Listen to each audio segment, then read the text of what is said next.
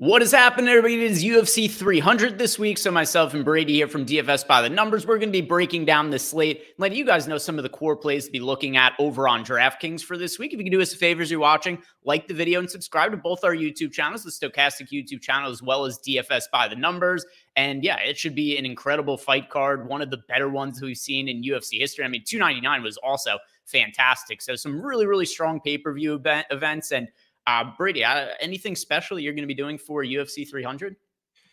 Not entirely. Just having a watch party with my friends and again my brother and that's about it. But yeah, it's gonna be special. I mean, these fights are gonna be special. I'm looking forward to it. On paper, this has potential to be one of the greatest cards of all time. So I'm hoping it delivers. I don't see how it doesn't. So yeah, looking forward to sitting back, watching it, and making some money on it, hopefully as well. Yeah, I mean, there's some fights on here that are can't misses. I mean, we've got Max Holloway fighting Justin Gaethje. So what we're going to start here is we've got 3 5-round fights on the cards. I'm sure most of you guys know Alex Pereira, Jamal Hill. We've also got Ya Xiaonan against Zhang Weili. And then, of course, Justin Gaethje against Max Holloway. So looking at those 3 title fights that we have here, Brady, who is your highest priority favorite to be getting to for DraftKings purposes? Yeah, my highest priority favorite is going to be Zhang Weili at 9,200, just because I feel like her path to victory here is going to score just incredibly. She's a minus 500 favorite here, and I feel like she can look minus 500 with the right game plan, and I think the game plan is going to be getting this fight down to the mat. She's taken on Yan Xiaonan, who's a great striker, and on the feet, yeah, this fight's probably competitive. It's just once this fight does hit the mat, I think it's going to be one-way traffic. Yan Xiaonan, once she has been taken down, she has not looked good on bottom. And Zhang Weili, she absolutely has the ability to get it there multiple times. So I think Zhang Weili at 9,200, she has a ton of takedown upside, control time upside, and a ton of strike upside as well. I mean, she went out there and put up 1,000,000 points against Amanda Lemos. And I think she could do something similar here, if not actually go out there and get the finish in this one as well. So Zhang Weili, 9,200. I actually think she has one of the highest, if not the highest ceilings on the slate when you factor in the 5 rounds, when you factor in the takedowns, the control time. I think Zhang Weili in a win puts up a monster score here. I agree. I prefer her to Bo Nickel as a spend-up option, not just because she's a few $100s less expensive, but also, like you had said, it's the way that she was going to win this fight. Like, I don't think she just gets one takedown and finishes Yan Xiaonan immediately or anything like that. I think it's more going to be rinse and repeat takedowns. The only thing that I'd be a little bit concerned about is, will she come into the fight with the right game plan? But the reason I do think that is going to be the case is we've already seen her in some of these similar sorts of matchups recently come in with good game plans. Like you mentioned, the fight against Amanda Lemos, she lands 6 takedowns in that fight. She also had a knockdown in that spot. But considering that we saw her in a matchup where she had a very similar path to victory against Lemos, and she went out and implemented the game plan we would have liked her to do, I think that we should see her do it again. In the fight against Joanna Jędrzejczyk, the rematch, also in that fight, she landed 3 takedowns. It was totally dominant in the first round of that fight before she ended up getting the finish in the second round. So since we've seen it out of Zhang Weili multiple times in recent fights where she's prioritized the wrestling and grappling a little bit more, I don't know why she would get away from it in this matchup. And assuming that she does stick to the wrestling and grappling, we could see her put up 140, 150 fantasy points again. So I like her. I also prefer to Bo Nickel on the high end, which I assume a lot of people are going to be gravitating towards Bo Nickel because he's like a minus 10 billion favorite or some absurd number at this point. Other side of this, Brady, who's your favorite value option of the 3 5-round fights? Yeah, for me, it's got to be Max Holloway. I mean, this card's wild because there's a couple fighters on this card where you look at it from a DraftKings perspective and you look down low and you see like some of these guys down here at these prices. Like Max Holloway, 7,400 is kind of wild. Like I get he's coming up a weight class here. Justin Gaethje hits very, very hard, but I can see a scenario where Justin Gaethje maybe lands some big shots early, maybe even hurts Max, maybe even is the first person to knock down Max. But as the fight goes on, I think that volume can definitely help Max Holloway, the cardio as well, the durability. Like Max Holloway's one of, if not the most durable fighter in UFC history. This is a guy that's absorbed well over 2,000 significant strikes, never been knocked out and never even been knocked down. And like I said, that might change here, but just seeing somebody like Max Holloway, 7,400, who is like one of the best DraftKings scorers out there with the amount of volume this guy brings to the table. 25 minutes to work with. Even in a loss, like for cash games, like if Max Holloway goes out there and loses a 5-round decision, he's probably racking up, 150 significant strikes, if not more, over the course of 25 minutes. So in a win, Max Holloway at 7,400, I think has a very, very high upside here. So Max Holloway would be that guy for me. Yeah, I agree with you. And I was really strongly considering betting Max. The price had gotten to be really wide. Have you seen the line movement today?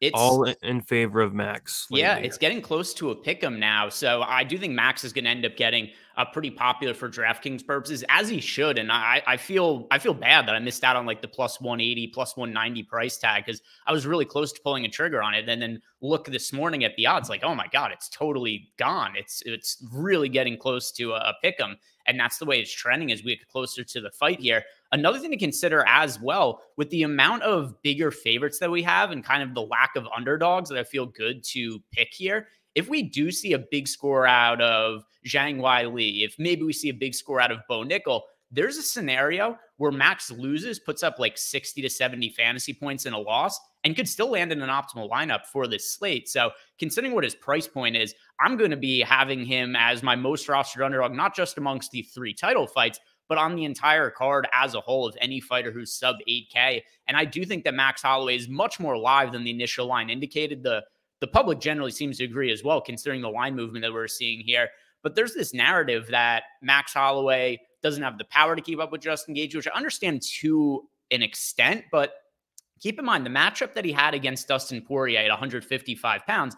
Max took that fight 1 on short notice. 2, he was also still the belt holder at featherweight. So he didn't really put on a lot of size for that matchup. I think because he was expecting he was going to have to cut down again. Max looks much bigger now. And I think he's much better situated to fight at 155 pounds. If there's a finish in this fight, yeah, it's more likely to be on the Gaethje side. But how can you pick somebody to knock out Max Holloway, considering the durability he's had? For all the people who are concerned about, like, is this going to be the downfall of Max? I have more concerns about the durability of Justin Gaethje at this point in his career than the durability about Max Holloway. So I'm going to be picking Max Holloway to win this fight, and also somebody I'm going to have a lot of exposure to in the low end as well. A ton of other great fights to target here, Brady. Are there any other particular matchups or fighters that are really high priority that you want to talk about for this card? Yeah, another guy up top I really do like is Jaylen Turner, 8,900. This is a guy with a 100% finish rate. He's taken on Renato Moicano, and yeah, I like him in this matchup quite a bit. He's going to have a big height advantage, a big reach advantage, like he will in the majority of his matchups. And if Moicano's not able to get this fight down to the mat, I think he's in trouble. And I think Moicano's actually a really good striker, very underrated striker. It's just you can't go out there and strike with Jaylen Turner. This guy has the death touch. We've seen Moicano hurt on multiple occasions. We've seen him knocked out. So, yeah, Jaylen Turner, I think, is live for a early finish, second round finish. This guy has 14 wins. All 14 of those wins come in that first or second round, and we're not even paying $9K for him. So, yeah, I like Jaylen Turner quite a bit up top at 8,900. Another guy I do like up top with Zhang Weili. Yeah, I agree with you. And I thought Moicano looked terrible in the matchup against Drew Dober. Like, I know he ended up getting the win, but anytime they were striking at distance, Moicano kind of looked like a fish out of water. He was hurt every single time Drew Dober touched him. And Dober's fairly dangerous, but Turner's even more dangerous than what Drew Dober is. He's also a lot bigger. He's a lot longer. He's not going to get into some of those situations like Dober did, where Dober was trying to initiate clinch situations. It was winding up on bottom as a result of that. So I'm agreeing with you. I think Jaylen Turner wins this fight, and probably by knockout as the most likely outcome. Another fight that I think could end up going a little bit overlooked on this card. There's a lot of weird injury history here between Yuri Prohaska and Rakic. So this could be a fight that people kind of stay away from. It's close to a pick 'em in the mid-range. We know Prohaska had the really long layoff last year due to the shoulder injury. Didn't really look great when he came back against Alex Pereira. And Rakic coming off the torn ACL, where we haven't seen him fight for a really long time. But just because of the fight style of Yuri Prohaska, more often than not, it is going to yield big DraftKings scores. And if there aren't that many fighters that we like to target for cheap, I like taking my shots on some of these mid-range fights that are a little bit higher variance. One of them being the matchup between Yuri and Rakic, where Yuri does land over 5 significant strikes per minute. And if there's a knockout in the fight, it could be from either side. I think it would probably be a little bit more likely on the Rakic side, just because Yuri has shown to be chinny in the past, and he's so aggressive and so defensively irresponsible.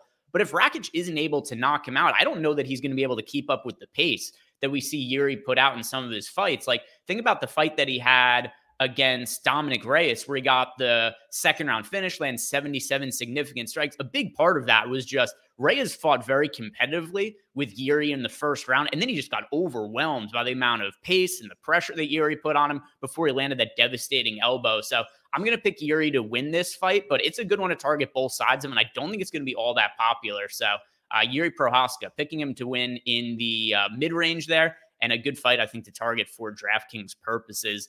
Are there any other spots you're liking, or maybe any other value options you have your eye on potentially?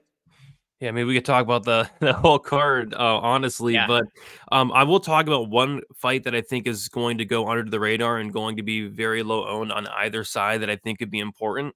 And it is going to also be in the mid range. It's going to be sandwiched between the Rakic Prohaska fight. It's going to be sandwiched between the main event, Pereira Hill, and it's going to be that Andrade Marina Rodriguez fight. Both of them are priced at 8,100. You take a look at Andrade. When Andrade is winning fights, like, she's scoring a ton of points, and that's kind of why I liked her a little bit when she fought Dern last time, because everybody was on Mackenzie Dern, including me, actually. I thought there's a good chance, Andrade was done. She was washed. Dern would take her down and sub her. But I also realized that if Andrade does win this fight, she's going to score incredibly, because when she wins, she scores incredibly. And what did she do? She went out there, she knocked down Mackenzie Dern like 4 times and finished her in that second round and broke the slate. So this is a spot where I don't think this fight as a whole is going to have much ownership. I think Andrade, it has a ton of volume, has a ton of power. I think she's live to finish Marina Rodriguez. And then on the flip side, Rodriguez has a ton of power in her own right. I like the knees, the elbows, and Andrade has been finished 9 times. She leaves herself open. I could see a Rodriguez finish as well. So I think this fight at 8,100 apiece, the winner could go out there and potentially finish at low ownership here. So that's one I would mention, just because I think it's going under the radar compared to these other like 11, 12 fights on the card. Yeah, makes sense to me. Like, Jessica Andrade only scores well and wins. She doesn't have fights where it's like, hey, look, Andrade won and scored 60 fantasy points. It's output from wrestling. It's output from striking. So, yeah, I see it the same way as you, as another fight that has a pretty high upside. Before we finish up here, I'll mention one more underdog that I think is live for the card, just because it is a little hard to find underdogs. But Jim Miller, I think, is more live for a knockout against Bobby Green than a lot of people are crediting him for. And the biggest reason that I think that Jim Miller is live for a knockout, other than the fact that Jim Miller's always been a guy who's live for early finishes, is Bobby Green is coming off just an insane beating against Jaylen Turner. The fact that Jaylen Turner and Bobby Green have the same turnaround from that knockout is completely nonsensical, because this fight, let's see, what was the date of this fight? The Dariush Sarukian card. Yeah, December 2nd. Only a few months ago, not only did Bobby Green get knocked out, but he took something like 80 unanswered shots while the ref just kind of stood there, watched, thought about his shopping list, considered what he was going to do later on in the night, thought about stepping in. Then he's like, all right, maybe it's time. Like, Bobby Green got knocked out, woke up by strikes, knocked out again. He got knocked out like 3 times over the course of the couple minutes that fight took place in. And it was such a bad beating that you have to be concerned about the durability of Bobby Green going forward. He's also been knocked out a few times in his career, Bobby Green. He's also older now. He's 37. He's going to be turning 38 later on in the year. So just because of how bad that beating was, and also the early power that Jim Miller has, I'm concerned about the durability of Bobby Green going forward. I think Jim Miller is live for a knockout in that spot. Not confident enough for me to pick Jim Miller outright to KO Bobby Green, but it's a live enough possibility that I'm going to be prioritizing Jim Miller, probably one of my favorite sub 8K fighters, and maybe the one I end up with the second most exposure to behind Max Holloway. Do you see Jim Miller as being live for a knockout in this spot here, Brady? Yeah, I think he's live, and he's my preferred play in the fight because I could see a scenario where Bobby Green just goes out there and he's the better striker. He's picking apart Miller at range for 15 minutes. But yeah, if there's a finish in this fight, I think it's much more likely on the Miller side. You know, there's question marks with the durability of Bobby Green, and Miller, although does not hit anywhere as near hard as like a Dober or a Turner, Jim Miller still does hit very hard. And you know, Bobby Green with that hands down style. Miller, I think, is live for a knockout, live for a club and sub. And yeah, 7,600. He's one of my favorite dogs as well, up there with Holloway. I think Charles Oliveira is a very intriguing dog as well. There's some very intriguing dogs this week with big names, and Miller's certainly one of them. And that is going to do it for us here, guys. If you could do us a big favor, follow both our channels. That's Stochastic as well as DFS by the Numbers. Like the video, subscribe, all that stuff. We really do appreciate it. Also, enjoy the card. It's going to be a hell of a one this weekend, UFC 300. So hope you guys enjoy. Check out all the other content that Brady's going to be doing on his channel this week. On Friday, I'm going to be doing a breakdown using our Sims tools and going over all my exposures for the fights. We're also going to have a deal going on where you get 30% off for UFC 300 if you guys want to sign up for that. So go check out all of that. Enjoy yourselves this weekend. Enjoy the card. Peace out. Good luck this weekend. See you.